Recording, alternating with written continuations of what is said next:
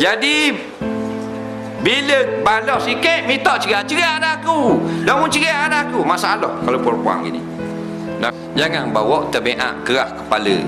Nah, masalah suami kita kalahlah kita. Kalahlah suami dah. Tapi kita dengan Allah Taala lepas dah. Kita dalam kubur lagi, dalam neraka lagi. Nah, hebat benda ingat kita. Nah, ni kena ingat hidup kita ni bukan selama-lama. Kalau malam ni kita mati, nah, kalau kita mati suami kita tak halal, perbuatan kita minta talak gitu, kecil minta talak. Nah, kita tegur dah, kita tegur dia.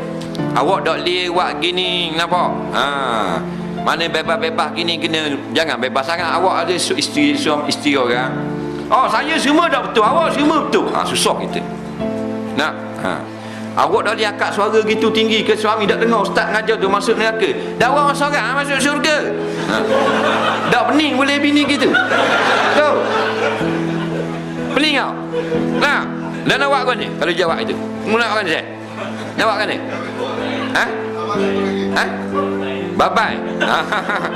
Tu kata siang pula dia. Tengok anak-anak apa semua. Nak cerai boleh. Jangan ingat kita hebat. Jangan ingat bila laki kita cerai, beribu orang anak kita kena molek menjanda seumur hidup. Kita tak tahu destiny kita.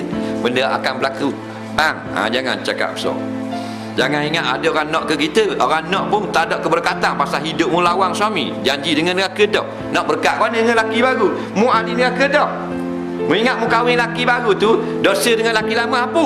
Dah. Ke apa? Dah apa? Faham? Tapi orang lelaki jangan mudah ikut dia. Dia nak cerai, jangan layan pasal dia mabuk gila babi, tak tahu bela. Dia tak fikir anak-anak. Kita jangan layan.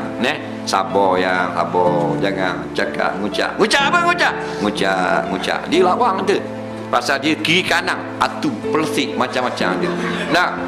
Kita kalau guna kejantanan kita, sepak terajang, dah siang dia. Dia bodoh dah. Kita pergi sepak dia pula.